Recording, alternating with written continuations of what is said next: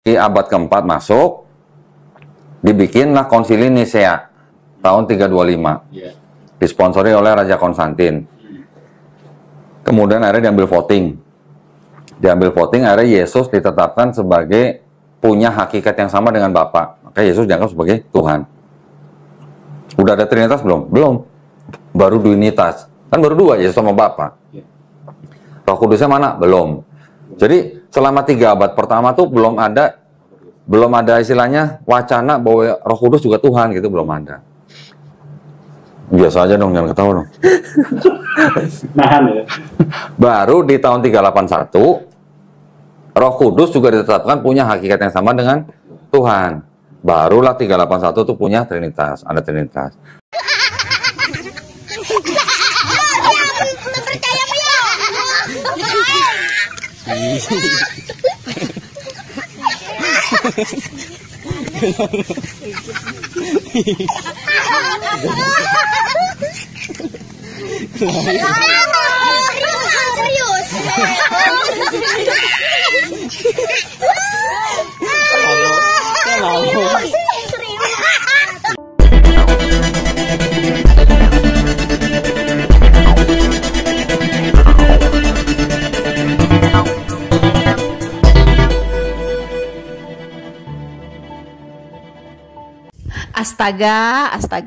Astaga. Omong kosong apa yang sedang disebarkan oleh Don Ditan ini ya. Tidak heran saya teman-teman kalau dia jadi mu'alaf. Tidak heran kalau pengetahuan dia tentang Alkitab, tentang kebenaran seperti itu. Begitu. Ya. Enggak tahu dia belajar dari mana gitu ya. Dari mana dia belajar? Padahal Allah Trinitas itu, Tritunggal itu di kitab Kejadian saja sudah ada gitu. Ya. Bapa, Putra dan Roh Kudus itu sudah ada. Heran. Nauzubillah min zalik. Ampun. Jadi please deh ya. Supaya gereja memberikan edukasi kepada umatnya. Ya, edukasi betul-betul tentang pemahaman yang benar tentang dasar-dasar iman kekristenan. Kalau seperti ini mu'alaf, ya jangan heran gitu. Tidak punya pengetahuan apapun tentang kebenaran. Ini salah siapa? Kalau saya sih saya salahkan gerejanya.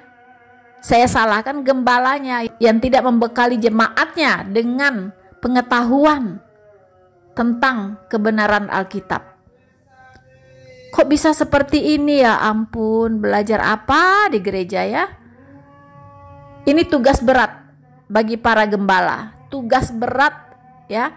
Jangan hanya ngomongnya perpuluhan. Harus berikan pembekalan kepada para jemaat. Sehingga tidak murtad, kemudian balik menyerang kekristenan karena tidak tahu apa-apa. Begitu. Please deh, gereja sekarang harus bangkit. Untung saja tampil ya atas seizin Tuhan para apologet entah dari mana datangnya. Saya sendiri juga bingung kenapa saya jadi apologet. Saya hanya jemaat biasa, saya bukan gembala, saya tidak pernah sekolah teologi. Tetapi puji Tuhan, Tuhan memakai saya. Tuhan memampukan saya untuk bisa mengcounter serangan-serangan, fitnah-fitnahan yang diarahkan kepada kekristenan. Saya tidak bisa membayangkan jika tidak ada apologet zaman teknologi informasi seperti sekarang ini. Saya bersyukur sekali ada di gereja yang menekankan pengajaran teman-teman ya. Jadi kami jemaat betul-betul dibekali dengan pengetahuan tentang dasar-dasar iman kekristenan yang wajib kita kuasai, kita ketahui dengan benar, dengan baik. Kalau kita tidak punya pengetahuan tentang prinsip-prinsip dasar iman kekristenan yang alkitabiah, wah, bahaya sekali teman-teman. Sangat mudah dikecoh oleh iblis, sangat mudah dikibuli oleh iblis teman-teman. Ibarat membangun rumah di atas pasir. Kalau tidak punya pengetahuan yang benar, yang mumpuni tentang prinsip-prinsip dasar iman kekristenan. Untuk itu teman-teman, saya akan kembali mengkonter kebodohan dari Don Ditan ini agar banyak umat tidak ikut-ikut dibodohi. Dengan beranjak dari tempat Anda, teruslah mendukung channel penginjilan ini agar kita terus bisa berapologetika untuk membentengi iman umat Kristen dari penyesatan-penyesatan di akhir zaman.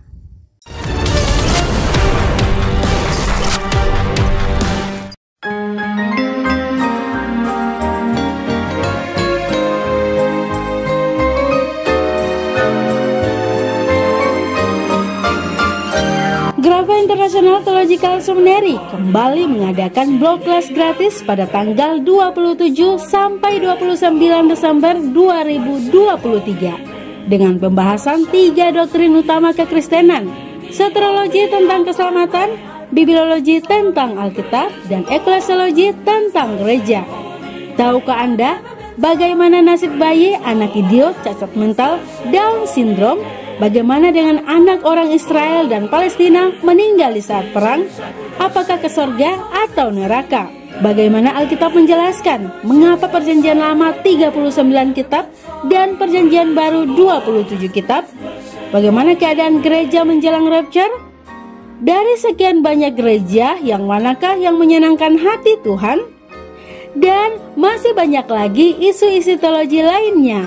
Anda bebas bertanya sepuasnya. Untuk mendapatkan jawabannya, silakan ikuti acara ini. Orang Kristen yang berpengertian itu sanggup membedakan pengajaran satu denominasi dengan yang lain. Belajar selama 3 hari, Anda pasti menjadi orang Kristen yang berpengertian. Dengan pembicara Dr. Swanto Liau, beliau adalah rektor dari Grafa International Theological Seminary dan Remnant International Theological Seminary.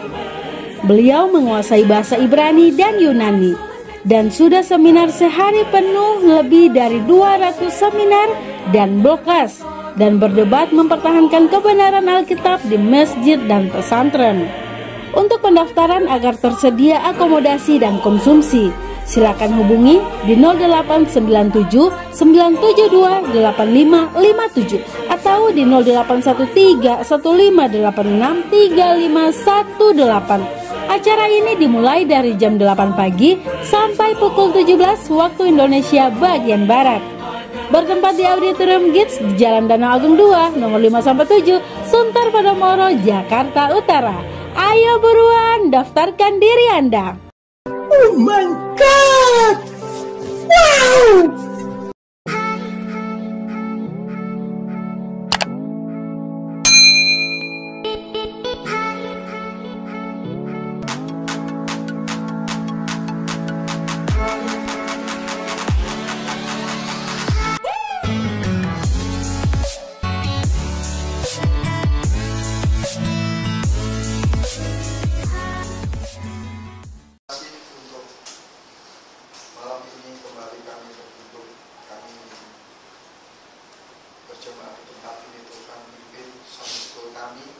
Terima kasih Tuhan, di dalam nama Tuhan Yesus Kristus kami berdoa.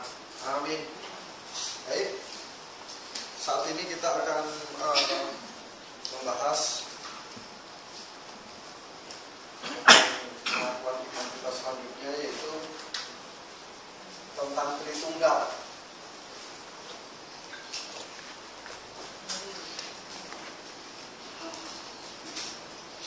Tritunggal luar biasa ini. Jadi orang-orang yang memahami, orang-orang Kristen seharusnya paham supaya jangan disikat lagi sama orang-orang saksi Yehova ya. Mereka begitu luar biasa bersemangat, kita ini harusnya lebih semangat lagi. Kita coba lihat Markus 12 ayat 29. Markus 12 ayat 29.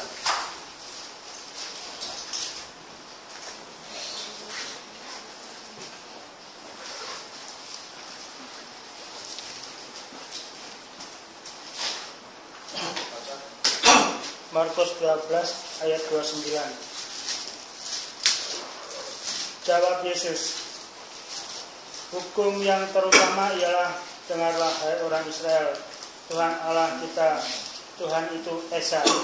Ya, jadi Tuhan kita itu Esa katanya. Jadi Allah kita itu Esa, itu betul. Itu perlu kita pahami. Allah itu Esa. Markus 12 ayat 29. Itu betul sekali. Allah kita itu Esa. Jadi kalau bicara, sebenarnya kita itu harus bicara tentang Tritunggal, itu harus berbicara secara harus lebih semangat dari orang-orang saksi Yehova, lebih semangat dari orang-orang Islam bilang ketika mereka berbicara tentang Allah mereka. Harus begitu. Karena kalau sekarang digabungkan berarti Tritunggal itu, konsep Tritunggal itu sudah didesak habis-habisan. Kalau orang Kristen nggak semangat, lebih semangat dari mereka, aduh bahaya. Karena apa? Orang Islam berbicara tentang Allah itu satu, Injil gitu, Injil satu. Saksi Yehova bicara tentang Allah itu satu. Tetapi orang-orang Kristen begitu lemah pada masalah Tritunggal. Padahal ini konsep Allah yang benar. Sehingga dua kekuatan ini bergabung menghancurkan pengertian-pengertian di dalam kekristenan itu sendiri. Aduh, orang Kristen didatangi di toko mereka sama saksi Yehova, nggak bisa jalan. Diceritain dulu donor darah salah, diceritain dulu pakai makanan sehat apa, diceritain dulu ini, ceritain dulu itu, lama-lama disikat itu kan itu siapa, nggak ngerti apa-apa gitu. Waduh, bahaya. Nah, sekarang kita buat clear permasalahan ini. Jadi Allah itu Esa, itu betul. Itu ayatnya Esa. Nah, Allah itu Esa. Kalau di dalam bahasa Ibrani, Elohim itu Echad. Gitu. Ini Elohim. Elohim itu Echad. Nah, minggu yang lalu kita sudah bahas arti Elohim. Elohim itu bukan Eloah. Eloah itu satu. Elohim itu satu kesatuan, lebih dari tiga, jamak yang adalah satu. Jadi Elohim itu bukan Eloah. Eloah itu satu, tapi Elohim itu adalah tiga atau lebih, itu satu katanya. Nah, jadi Allah itu Esa atau Allah itu satu. Itu kalau di dalam bahasa Ibrani Elohim itu Echad. Jadi Allah yang Tritunggal yang dijelaskan di dalam Perjanjian Baru itu satu, itu betul. Nah, di mana kita bisa buktikan di dalam Perjanjian Baru? Yang pertama, Allah Bapa.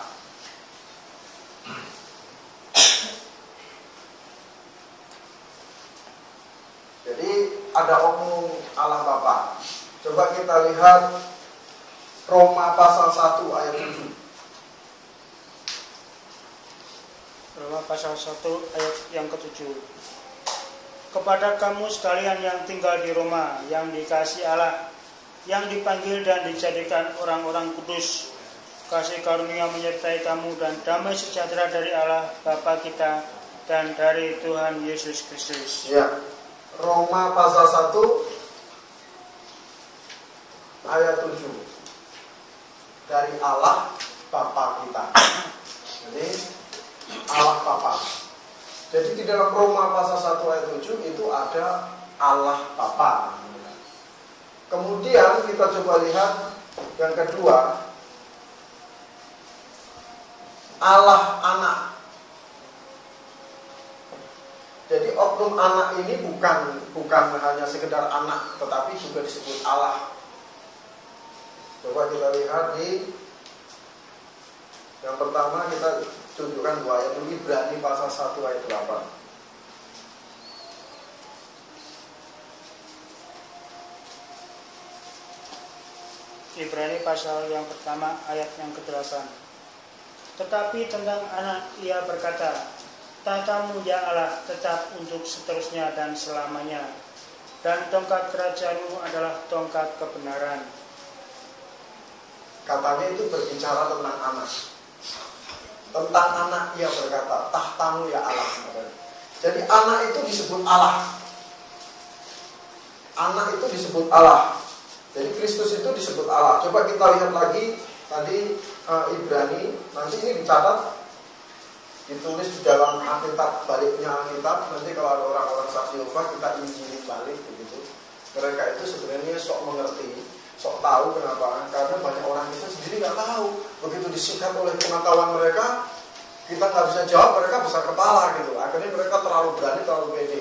Nah kalau kita bisa jelaskan sama mereka, tunjukkan ayat-ayat sama mereka bahwa konsep mereka salah, mereka itu yang baru setengah-setengah mengerti itu kaget juga, oh demikian juga loh, begitu.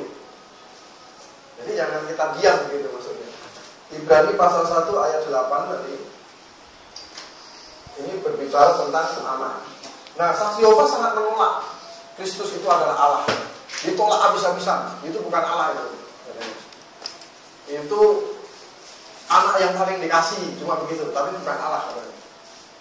Nah, coba kita lihat lagi Roma pasal 9 ayat 5.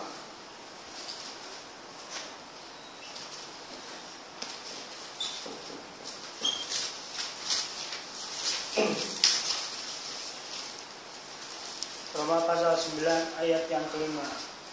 Mereka adalah keturunan bapa-bapa leluhur yang menurunkan Mesias dalam keadaannya sebagai manusia yang ada di atas segala sesuatu. Ia adalah Allah yang harus dipuji sampai selama-lamanya. Nah, ini penting sekali. Saksi Yehova itu suka nantang. Mana ayatnya Tuhan Yesus itu Allah? Yesus itu Allah mana? Ayatnya mana katanya? Ahmad Didat sebelum meninggal dia mau kasih bonus sama orang Kristen, katanya siapa yang bisa menunjukkan ayat di perjanjian baru kalau Yesus itu Allah.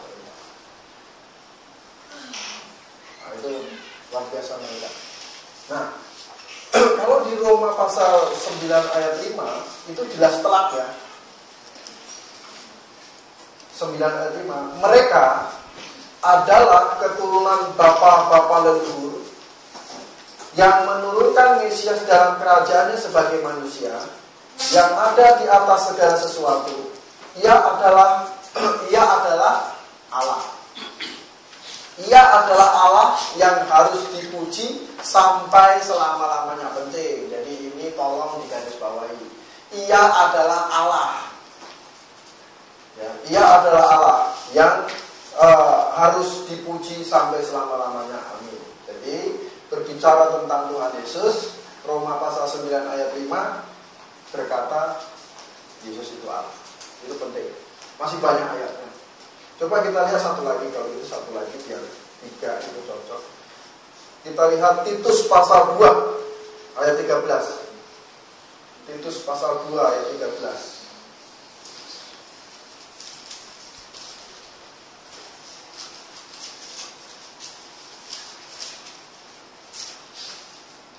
Titus pasal yang kedua ayat yang ke-13. Dengan menantikan penggenapan pengharapan kita yang penuh bahagia dan penyataan kemuliaan Allah yang maha besar dan juru selamat kita Yesus Kristus. Ya. Berarti ini saya baca ya. Dan dengan menantikan penggenapan pengharapan kita yang penuh bahagia dan penyataan kemuliaan Allah yang maha besar dan juru selamat kita Yesus Kristus. Jadi itu bacanya begitu. Jadi Yesus Kristus itu juru selamat kita. Yesus Kristus itu Allah yang maha besar. Itu maksudnya begitu. Allah yang maha benar. Ya. Allah yang maha besar. Dengan menantikan penggenapan pengharapan kita yang penuh bahagia dan penyataan kemuliaan Allah yang maha besar dan juru selamat kita. Siapa? Yesus Kristus. Begitu. Jadi Yesus Kristus itu Allah yang maha besar dan juru selamat. Dan Titus itu disebut Yesus, sekali lagi disebut jelas telak bahwa Yesus bukan hanya Allah tapi Allah yang maha besar. Nah ini ketiga, masih banyak tapi kita akan mempersingkat waktu. Jadi kita lihat di sini yang ketiga ini kita lihat Roh Kudus.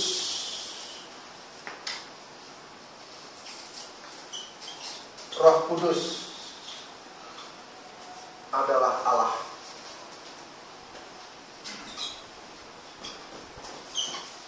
Coba kita lihat di Kisah Para Rasul pasal 5.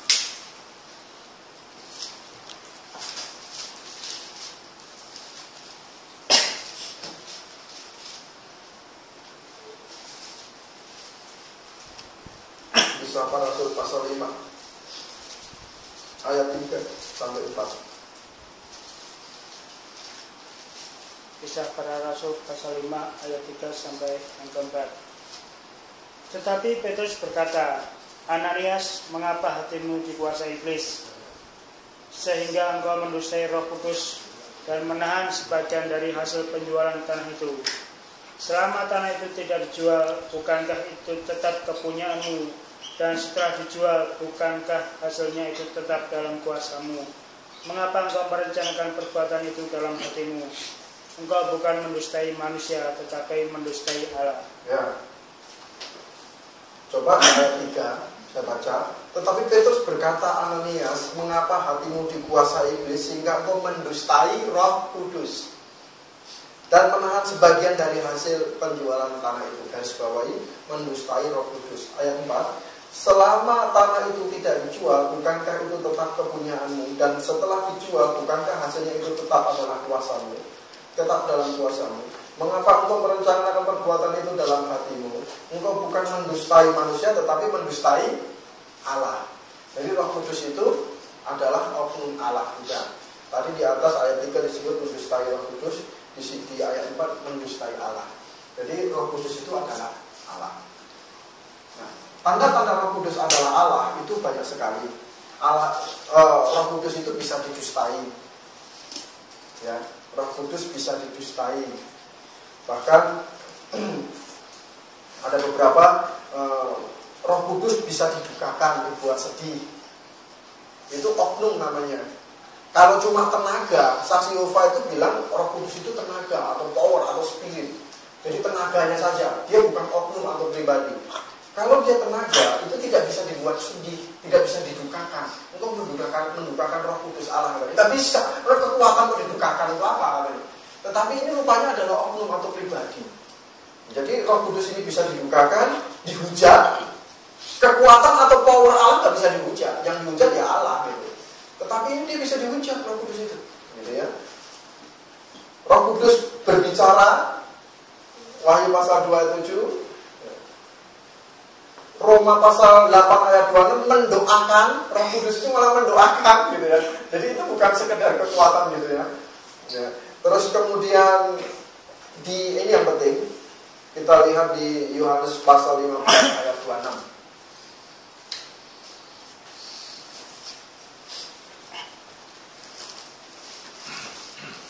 Yohanes 15 ayat 26.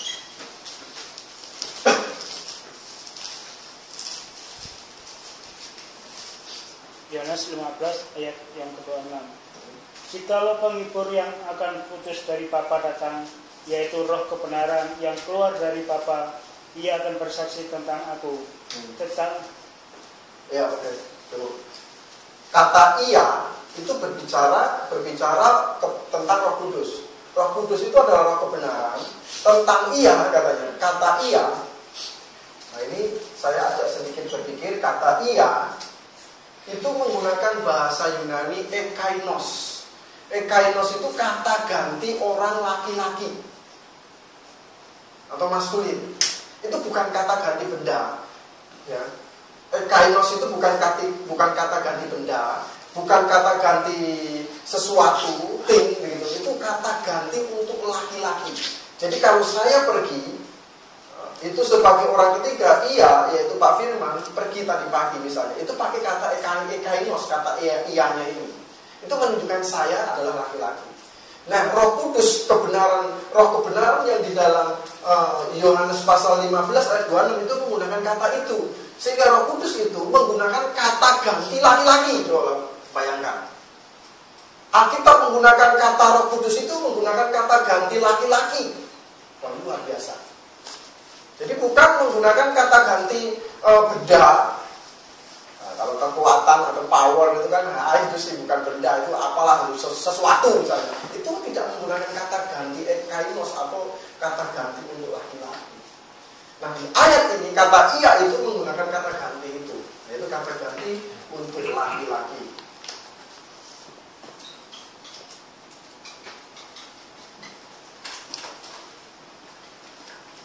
Jadi secara simpel di sini kita bisa melihat bahwa ketritunggalan Allah di dalam 1 Yohanes pasal 5. Coba kita lihat 1 Yohanes pasal 5.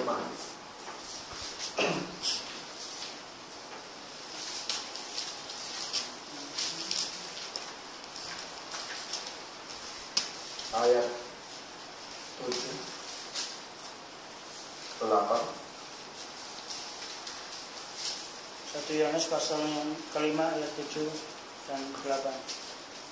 Sebab ada 3 yang memberi kesaksian di dalam surga, Bapa, Firman, dan Roh Kudus, dan ketiganya adalah satu.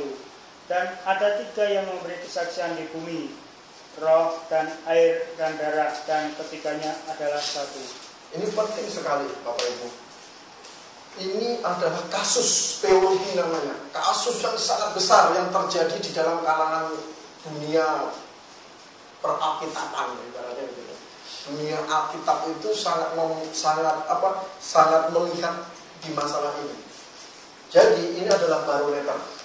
Kalau mau sekolah Alkitab, lihat sekolah Alkitab itu menggunakan Alkitab versi apa, begitu. Luar biasa. Kita misalnya mau ke Amerika. Ke Amerika itu kamu mau sekolah di mana? Sekolah Alkitab di mana? Sekolah Alkitab di Alkitabnya dulu dia lihat. Alkitabnya versi apa? Versi apa? Begitu. Yaitu yang mana? Versi yang paling gampang dilihat itu adalah di Yohanes pasal 5 ayat 7 sampai 8. Atau di dalam bahasa Latinnya disebut sebagai istilah Johannine koma. Johannine koma itu apa? Tanda.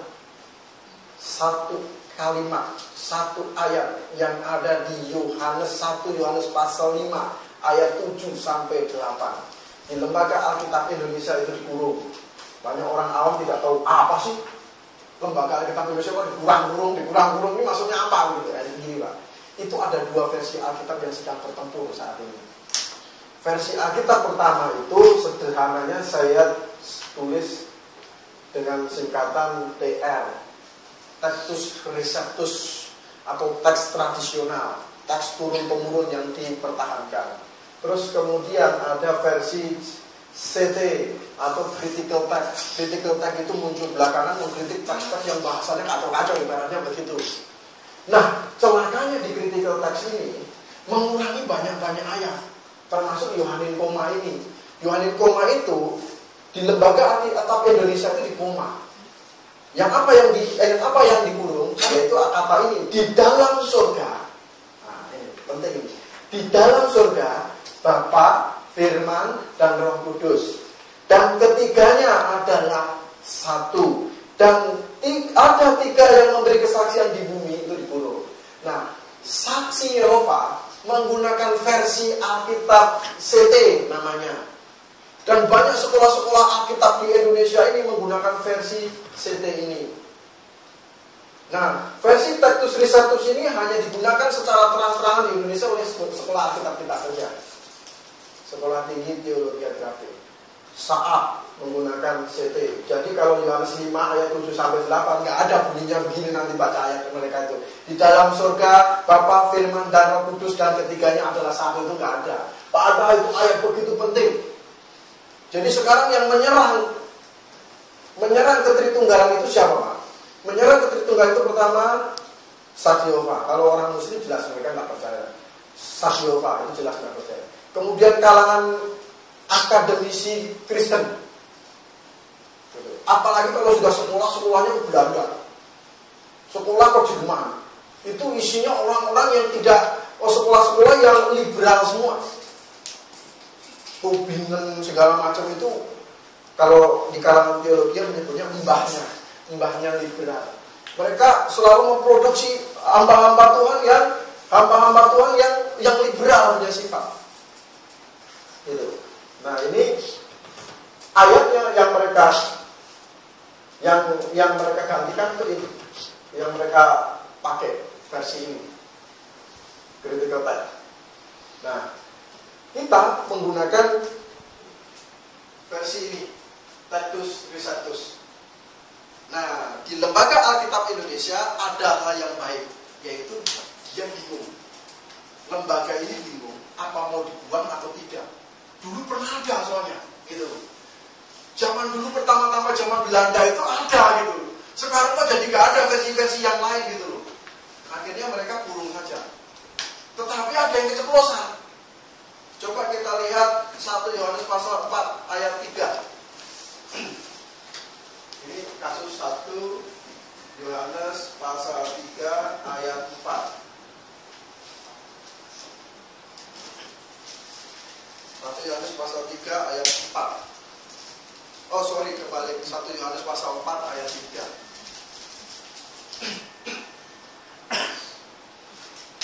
1 Yohanes pasal 4 ayat yang ketiga. Dan setiap roh yang tidak mengaku Yesus tidak berasal dari Allah. Roh itu adalah roh antikristus, dan tentang dia telah kamu dengar bahwa ia akan datang, dan sekarang ini ia sudah ada di dalam dunia. Ayo perhatiin Pak. Di dalam teks asli yang seasli-aslinya Textus Receptus itu ada come in the flesh atau yang datang dalam daging. Dan setiap roh yang tidak mengaku Yesus yang datang dalam daging, ini bahasa aslinya harusnya begitu. Yang datang dalam daging. Jadi datang sebagai manusia maksudnya. Itu Lembaga Alkitab Indonesia tidak tulis ini, yang datang dalam daging ini. Come in the flesh. Ya. Tidak berhasil Allah, tidak berasal dari Allah. Lembaga Alkitab Indonesia juga berhasil kayaknya separuh ke sana, separuh ke sini begitu. Jadi yang critical text itu nggak ada itu come in the flesh, yang datang dalam daging. Itu penting sekali untuk membuktikan kemanusiaan Yesus Kristus di dunia ini. Nah, oke. Nah, jadi ini versi Textus Receptus. Nah, Textus Receptus itu pernah diterjemahkan secara murni semurni-murninya di dalam teks bahasa Inggris, diperakasai oleh Raja James. Dulu namanya KJV, King James Bible. Sekarang KJV, King James Version. Dulu tahun 1600-an itu menggunakan nama King James Bible. Sekarang pakai King James Version. Saya sudah tulis beberapa sejarahnya, nanti saya tempelkan di dinding, boleh dibaca dan boleh dikopi. Sejarah ini secara singkat, karena ini begitu penting panduan kita. Sekarang orang Kristen awam berkata Sakyova itu Alkitabnya lain. Oh jangan salah, Alkitabnya Sakyova tidak lain. Alkitabnya Sakyova itu adalah Alkitab versi critical text yang dipakai juga oleh para dosen-dosen sekolah Alkitab. Gitu. Yang menggunakan critical text ini sekarang ini adalah sekolah tinggi teologi saat itu pakai. Terus STT Jakarta itu sudah pasti pakai. STT Tiranus dan sebagainya itu semuanya sudah pakai critical text. Jadi mereka tahu Alkitabnya Sakyova itu siapa yang dipakai. Yang Alkitab dia juga yang kemampuan membaca. Itu belajar. Gitu. Makanya kalau di Amerika itu jelas ditunjukkan sekolah Alkitab. Misalnya Bible Baptist Theological Seminary, pertama dia tunjukkan adalah menggunakan Textus Receptus. Begitu Alkitab Textus Receptus, dan English version itu menggunakan King James Bible. Dan tunjuk di situ. Jadi orang sudah jelas kamu mau belajar Alkitab benar atau mau belajar model begini kan gitu. Nah kalau yang begini artinya menghasilkan sekolah-sekolah Alkitab versi liberal. Nanti kita bisa lihat apa itu liberal dan lain sebagainya. Ya, oke, ini banyak sekali ayat-ayat yang kita bisa buktikan bahwa Allah itu Esa, berarti Tritunggal, gitu ya. Elohim atau Tritunggal itu Esa. Gitu. Tritunggal itu Esa. Jadi bukan begini bacanya. Bapa itu Esa, Anak itu Esa, Roh Kudus itu Esa, bukan. Tetapi Bapa itu Allah, Anak itu Allah, Roh Kudus itu Allah atau Elohim. Itu Esa. Itu begitu pengertiannya. Sederhananya begitu. Jadi bukan Bapa itu Esa, Anak itu Esa, Roh Kudus itu Esa, tetapi Bapa, Anak, Roh Kudus itu adalah Allah atau Elohim yang adalah Esa atau Echad bahasa Ibrani. Jadi Elohim itu Echad, Allah itu Esa. Allah itu siapa? Allah itu adalah Tritunggal. Gitu. Jadi simpel. Kalau begitu gambarannya, jangan sekali-sekali kita menggambarkan konsep kealahan kita itu dengan begini. Seperti panggung begitu. Ini juara 1, juara 2, juara 3. Juara 3, Roh Kudus. Juara 2, Tuhan Yesus. Juara 1, Bapa. Oh salah. Kalau kayak gini bisa digambar berarti. Baca di internet, ada Allah Bapa gendong Tuhan Yesus. Bisa begitu. Allah Bapa bisa gendong Tuhan Yesus. Jadi Allahnya bisa 2 itu berarti. Itu 2. Tuhan Yesus digendong sama Allah Bapa. Nah, ini 2 berarti Allahnya, bukan lagi Tritunggal. Jadi bukan seperti ini. Ini salah konsep ini. Tetapi juga bukan seperti ini. Misalnya saya di kantor jadi bos, terus pulang nyopir jadi sopir, terus lagi ke rumah jadi bapak kepala keluarga. Oh itu juga bukan Tritunggal, itu 1 orangnya, cuma perannya aja 3. Kalau seperti ini, benar orang Islam bilang bahwa kalau begitu, kalau Tuhan jadi manusia, surga kosong dong, gitu. Karena perannya juga berubah jadi manusia. Nah, itu juga salah, itu bukan Tritunggal, itu 3 peran, 1 oknum 3 peran, itu bukan Tritunggal. Jadi sulit untuk menggambarkan ketritunggalan itu dengan apa? Misalnya api. Disebut api ya bukan api, disebut bara ya bukan bara, disebut apa ya pokoknya ada nyelopot panas aja pokoknya begitu. Juga bukan begitu, itu 1 itu oknum. Tapi ini 3. 3 ini adalah 1 Tritunggal. Jadi punya masing-masing. Punya oknum masing-masing. Ini bisa disakiti, ini bisa disakiti, ini bisa disakiti. Ini bisa didustai, ini bisa didustai, ini bisa didustai. Coba bayangkan. Jadi sulit bagi manusia saat ini sepintar apapun untuk menjelaskan ketritunggalan Allah itu. Yang bisa dilakukan oleh orang benar adalah menjelaskan konsep ini sealkitabiah mungkin. Sealkitabiah mungkin dijelaskan sama mereka. Karena mereka juga tidak bisa menjelaskan konsep Allah itu dengan benar, sekalipun Allah itu 1. Cukup menjawab persatu pertanyaan saya. Kalau Allah itu 1, di mana sekarang dia berada? Sulit sekali mereka menjawab. 1, di mana mereka berada? Di sana? Di sananya mana itu? Sananya itu bisa muter ke sana apa ke mana? Di sana mana? Atau di dalam hatimu? Oh, kalau di dalam hatimu bukan 1 berarti Allah. Banyak. Karena banyak manusia di sini. Bagaimana cara menjelaskan itu? Tetapi Allah itu Esa di dalam Alkitab jelas sekali dijelaskan secara detail dan mereka dan Elohim ini adalah Echad dalam bentuk roh. Allah itu roh. Oleh sebab itu menyembahlah dalam roh dan kebenaran. Baik, sampai di sini ada sedikit ini Pak, masukan pertanyaan untuk apa? Untuk ini juga.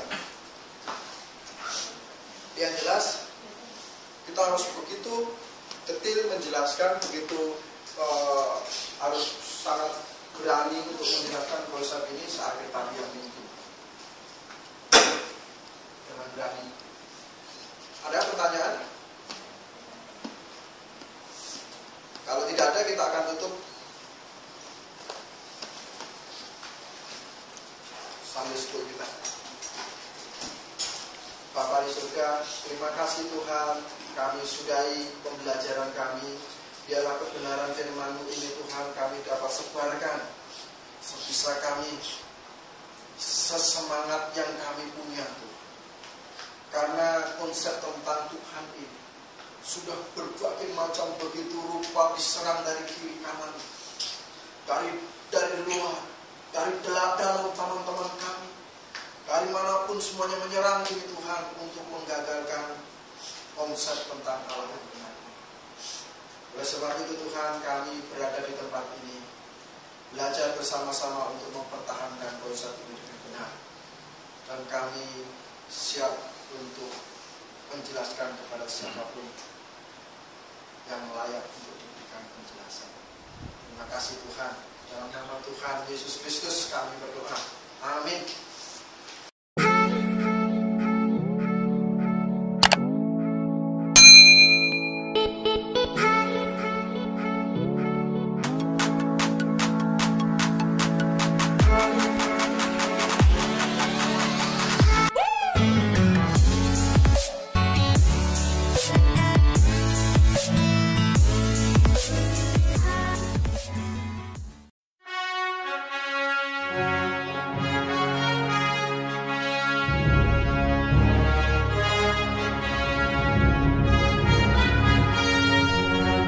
Fondasi Iman Kristen Alkitabiah.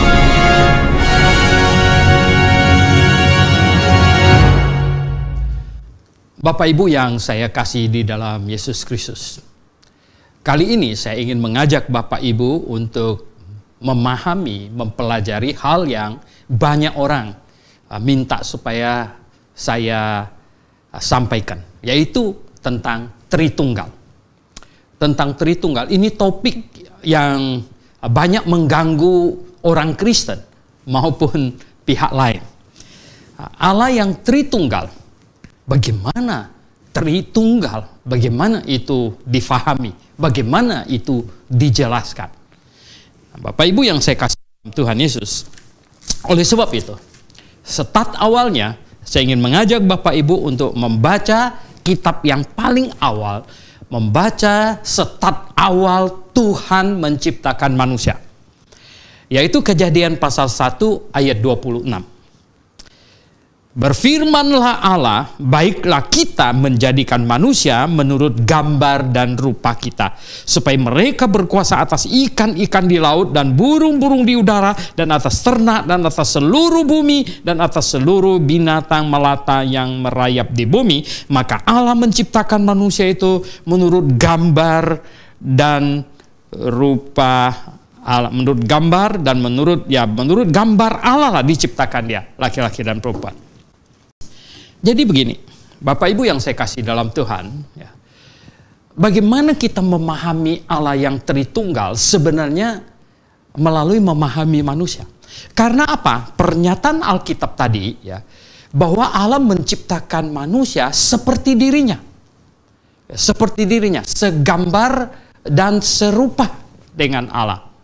Di sini ya dikatakan dengan demotnya, dengan bentuknya, dengan seluruhnya, ya di bahasa Ibrani teslem dan demot, ya teslem dan demotnya Allah. Jadi sesuai dengan gambar dan rupa Allah diciptakan. Jadi Bapak Ibu yang saya kasih dalam Tuhan Yesus, sebenarnya manusia itu Tritunggal, ya, sebenarnya manusia itu Tritunggal. Tubuh, jiwa, dan roh. Ini Tritunggal. Ya. Karena manusia diciptakan segambar dan serupa dengan Allah. Nah, coba saya ingin mengajak Bapak Ibu ke tadi kitab paling depan, sekarang kitab yang belakang sekali. Ya.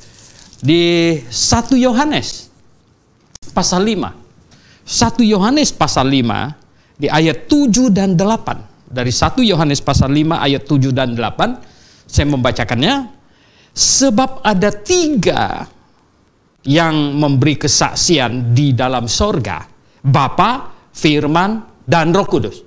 3 yang memberi kesaksian di sorga, 3. Ya. Yaitu Bapa, Firman, dan Roh Kudus. Ya. Dan ketiganya adalah satu. Ayat 8, dan ada 3 yang memberi kesaksian di bumi. 3 yang memberi kesaksian di bumi. Ini yang memberi kesaksian di bumi ini makhluk hidup. Ya. Bukan televisi, bukan HP kamu. Ya. 3 yang memberi kesaksian di bumi. Roh, air, dan darah. Roh, air, dan darah. 3 yang bersaksi di sorga, yaitu Bapa, Firman, dan Roh Kudus. 3 yang bersaksi di bumi, roh, air, dan darah. Roh, air, dan darah itu apa? Ya roh, manusia itu ada roh. Air itu daging ini. Ya. Ini badan kita ini sebenarnya air, lebih banyak airnya. Lebih banyak airnya. Dan darah itu untuk mewakili jiwa. Darah. Nah, oleh sebab itu di Perjanjian Lama, darah dipakai untuk mensimbolkan nyawa, jiwa. Jadi, sesuai dengan 1 Yohanes ini, ada 3 yang bersaksi di sorga, Bapa, Firman, dan Roh Kudus. Dan ada 3 yang bersaksi di bumi, yaitu roh, ya, air, dan darah.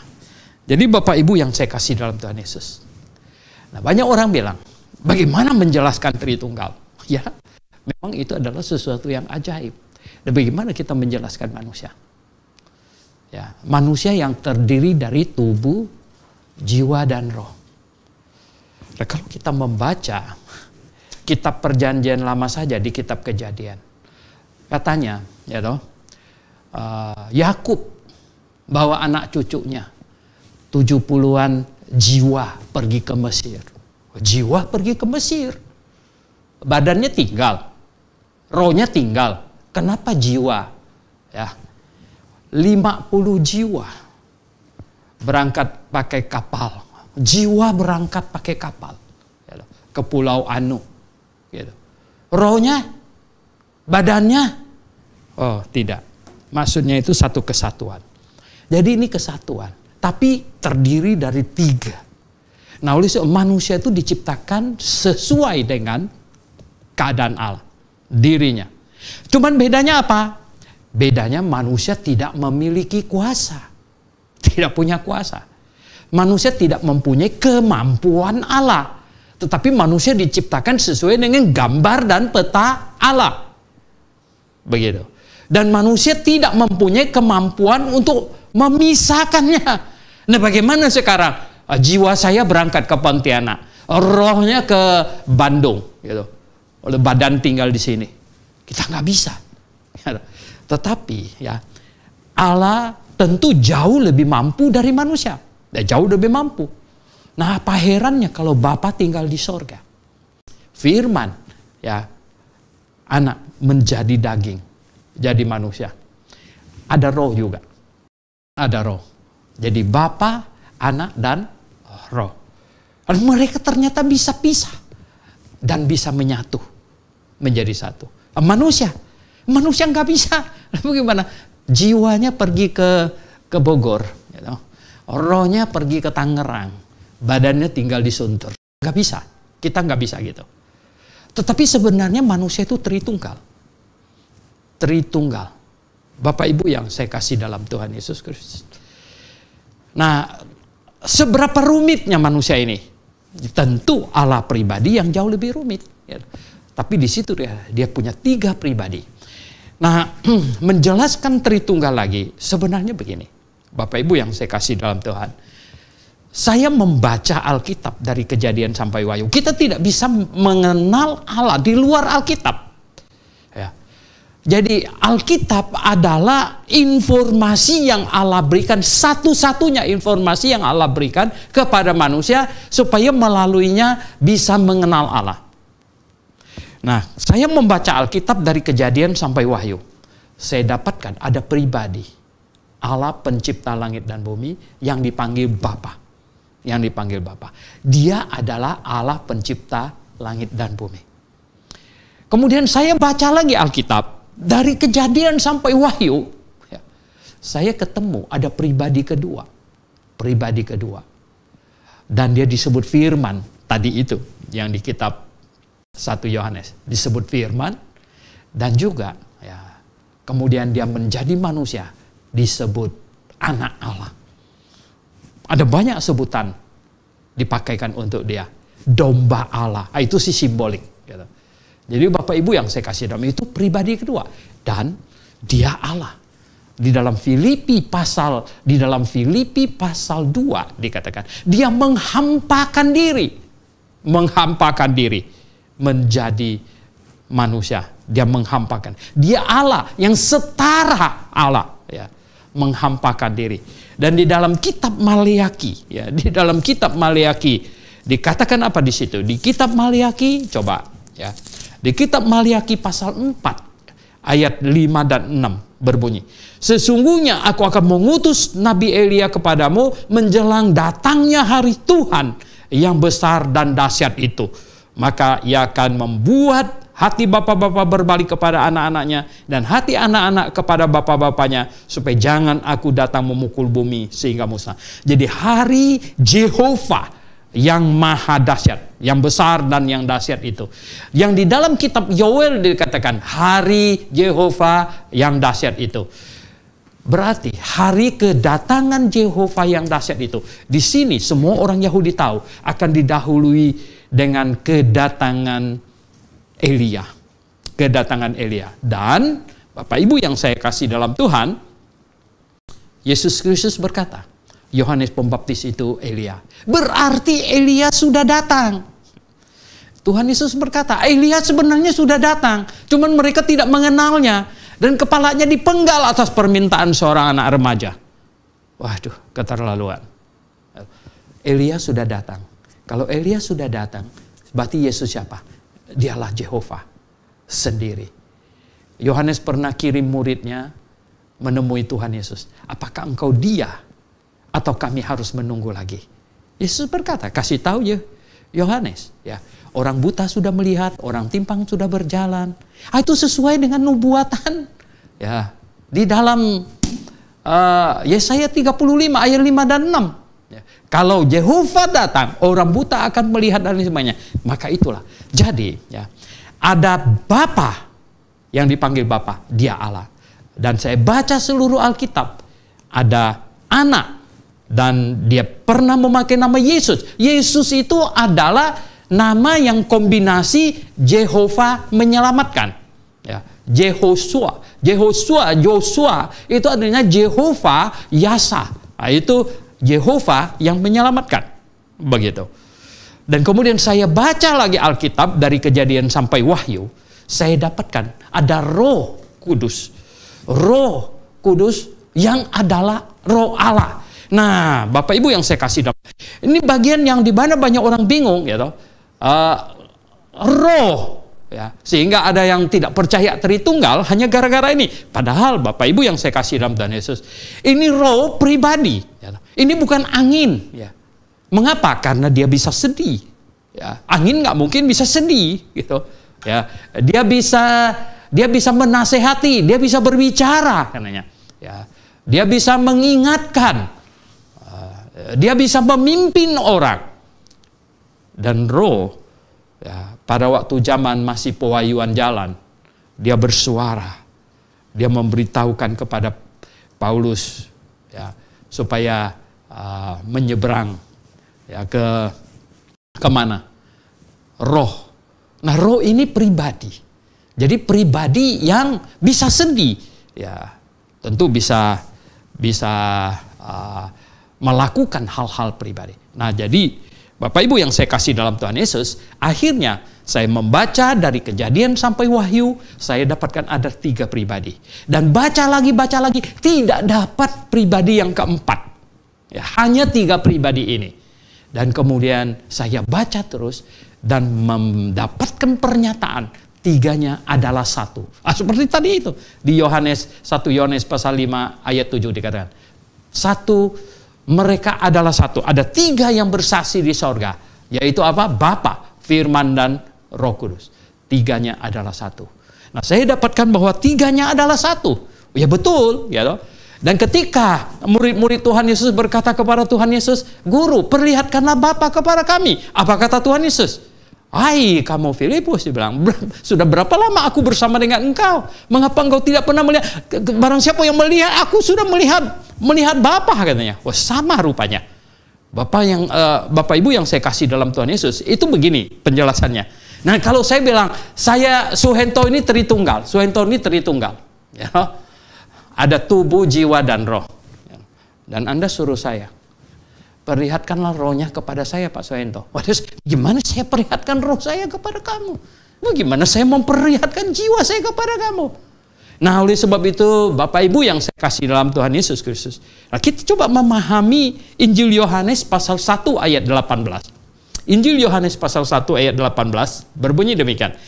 Tidak seorang pun yang pernah melihat Allah. Tidak. Ya, tetapi anak tunggal Allah yang ada di pangkuan Bapa, dialah yang menyatakannya. Saya bisa berkata, tidak ada satu orang pun pernah melihat roh Suhento. Badannya ini yang menyatakannya. Jadi Bapak Ibu yang saya kasih dalam Tuhan Yesus, ini pernyataan Alkitab. Oleh sebab itu, kita dapat mensimpulkan balik. Abraham katanya melihat Allah. Abraham bahkan makan. Siapa? Yesus sebenarnya. Musa melihat Allah. Siapa sebenarnya? Yesus sebenarnya. Karena ayat ini berkata, tidak ada satu orang pun pernah melihat Allah. Tetapi anak tunggal Bapa yang ada di pangkuannya, dialah yang menyatakannya. Jadi Bapak Ibu yang saya kasih dalam Tuhan Yesus Kristus, kita percaya Allah yang tiga pribadi dalam satu kesatuan. Nah, bagaimana memahaminya? Berapa ajaib? Oh ya, ajaib. Ya. Karena dia Tuhan yang maha segalanya. Dia Tuhan yang ajaib. Tuhan yang agung, Tuhan yang mulia. Dan dia menciptakan manusia. Sebenarnya meniru dirinya. Cuman manusia tidak memiliki kuasa. Dan kemampuan manusia terbatas. Tapi sebagaimana Allah Tritunggal sebenarnya, manusia juga Tritunggal. Oke Bapak Ibu yang saya kasih dalam Tuhan Yesus, kiranya ini merangsang Anda untuk mengejar kebenaran-kebenaran yang lain. Di channel yang kami ada ini tersedia banyak topik-topik yang lain. Dan kiranya itu akan membuat Bapak Ibu menjadi orang Kristen yang mengerti kebenaran. Salam Maranatha.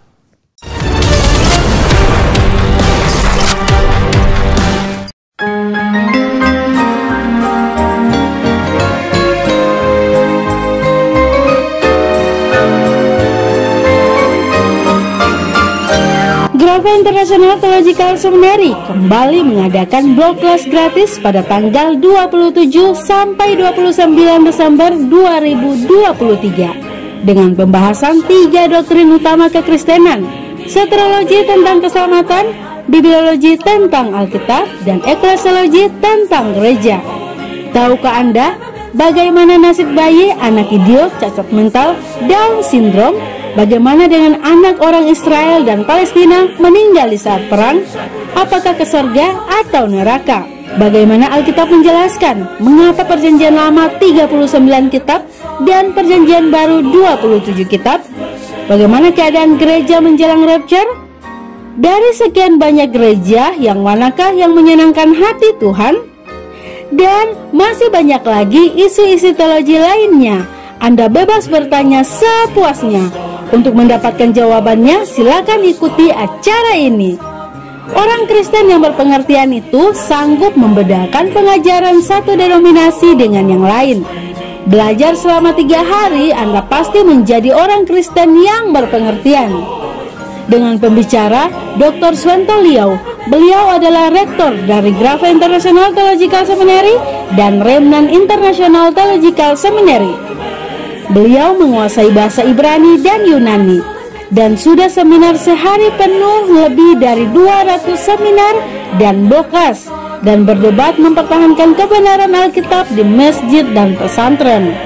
Untuk pendaftaran agar tersedia akomodasi dan konsumsi, Silakan hubungi di 0897 972 8557 atau di 0813 1586 3518. Acara ini dimulai dari jam 8 pagi sampai pukul 17 waktu Indonesia bagian Barat. Bertempat di Auditorium Gids di Jalan Danau Agung 2, nomor 5-7, Sunter Podomoro, Jakarta Utara. Ayo buruan daftarkan diri Anda.